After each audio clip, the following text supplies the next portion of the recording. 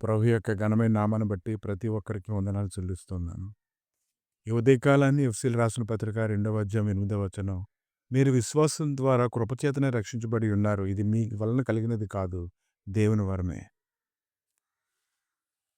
విశ్వాసం ద్వారా కృపచేత రక్షించబడినటువంటి నీకు సమృద్ధి అయినటువంటి దయను నీ ఆయుష్కాలం అంతా అనుగ్రహించడానికి ఆయన శక్తిమంతుడే ఉన్నాడు. 2 కొరింథీయులకు రాసినటువంటి పత్రిక 12వ అధ్యాయము 9వ వచనం. అందుకు నా కృప నీకు చాలును, బలహీనత యందు నా శక్తి పరిపూర్ణమగుచున్నదని ఆయన నాతో చెప్పాను. కాగా క్రీస్తు శక్తి నా మీద నిలుచుండి నిమిత్తము విశేషముగా నా బలహీనతలు యందే బహు సంతోషంగా అతిశయపడుదును.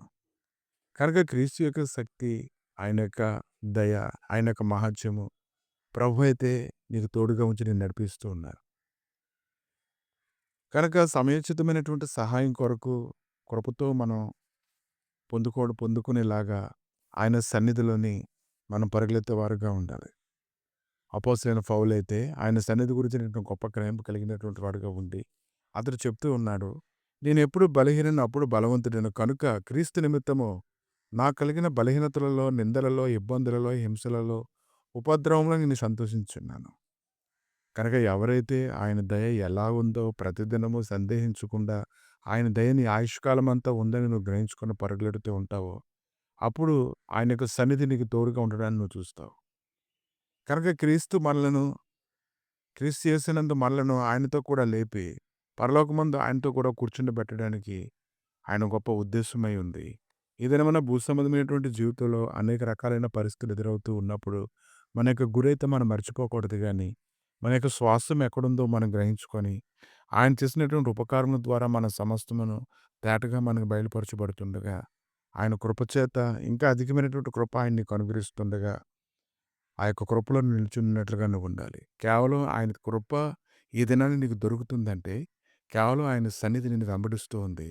దేవుడు అహంకారాలు ఎదిరించి దీనిలో కృప అనుగ్రహిస్తాడు కనుక దేవుని యొక్క మాట కన్నా విలువైందంటూ ఏమీ లేదని నువ్వు తెలుసుకోగలగాలి. 1 కొరింథీయులకు రాసినటువంటి పత్రిక 15వ అధ్యాయము 10వ వచనం. ఆయనను నేనేమై ఉన్నానో అది దేవుని కృప వలనే అయి ఉన్నాను, మరియు నాకు అనుగ్రహింపబడిన ఆయన కృప నిష్ఫలం కాలేదు, కానీ వారందరికంటే నేను ఎక్కువగా ప్రయాసపడింది నేను కాదు, నాకు తోడైన దేవుని కృపయే. నేనేమి వారైననేమి అలాగనే మేము ప్రకటించున్నాము, అలాగనే మీరు విశ్వసించుతారు. కనుక దేవుని యొక్క లేఖనాల గురించినటువంటి సన్నిధిని గ్రహింపు కలిగి ఈ దినము నా దయ నీ ఆయుష్కాలం అంతా ఉందని ఆయన దయ కొరకు నువ్వు పరుగులెత్తాలి. అది నిరంతరం నీతోనే ఉంది. ఏ విషయంలో సందేహించకుండా ముందు కొనసాగడానికి నువ్వు సిద్ధపడాలి.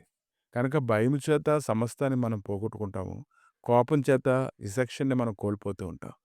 కనుక ఈ రెండింటి విషయంలో నువ్వు జాగ్రత్త వహించినట్లయితే అన్ని విషయములలోనూ ఆయన సమృద్ధి నీకు ఎక్కువగా దొరుకుతుంది.